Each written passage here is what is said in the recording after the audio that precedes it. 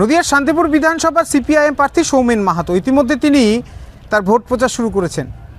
শুধু ভোট প্রচার নয়, একটু অন্যরকম ভোট প্রচার। সাত সকালে বাজারে গিয়ে মাছ বাজারে যে সমস্ত সাধারণ মানুষ আসছে শান্তিপুরে তাদের সঙ্গে, কোনো সময় চলন্ত ট্রেনে, সব মিলিয়ে একেবারে এক অভিনব ভোট প্রচার কিন্তু শুরু করে দিয়েছে সৌমেন মাহাতো। তবে ভোট প্রচারে অন্যান্য দলের অর্থাৎ রাজনৈতিক দলের থেকে অনেকটাই এগিয়ে তিনি।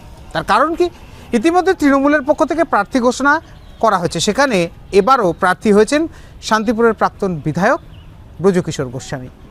অপরদিকে বিজেপি এখনও পর্যন্ত তাদের প্রার্থী তালিকা ঘোষণা করতে পারেনি। আর ঠিক সেখানেই বাম প্রার্থী এখনও পর্যন্ত এগিয়ে রয়েছে তার জনসংযোগ এবং ভোট প্রচারে।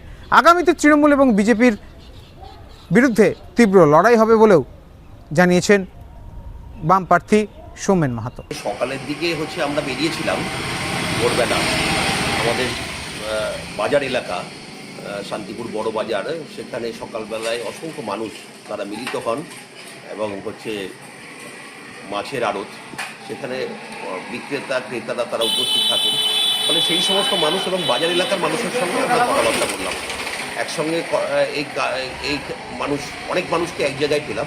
ফলে তাদের সঙ্গে আমরা জনসংযোগে আজকে কর্মসূচিতে অংশগ্রহণ করেছি এবং মাছ বাজার এলাকা কমপ্লিট করে আমরা বেজপাড়ার মাঠ এবং স্পোর্টিং মাঠ, ওখানে যারা সকালবেলা প্রাতঃভ্রমণে আসে এবং শরীরচর্চা করতে আসে তাদের সঙ্গে আমরা কথা বলি। এই সমাজের বিভিন্ন অংশের মানুষের সঙ্গে এই যে শান্তিপুর একটা বড় এলাকা, 6টা গ্রাম পঞ্চায়েত, 24টা ওয়ার্ড, ফলে এই অংশের মানুষের সঙ্গে যোগাযোগ করার জন্য শুধুমাত্র তো বাড়ি বাড়ি গিয়ে সকলকে তো পাওয়া যাবে না। কাজের কর্মসূত্রে যারা আছে, কাজে যারা আছে, সেই সমস্ত জায়গাগুলো যেখানে একসঙ্গে অনেক মানুষকে আমরা পেয়ে পাবো, সেই জায়গাগুলোকে পৌঁছানো আমরা ব্যবহার। এই মুহূর্তে ভোটার কত পরিমাণে পৌঁছচ্ছে, ভোটারদের কাছে পৌঁছতে হবে আমাকে প্রায় 2,37,000 মানুষ।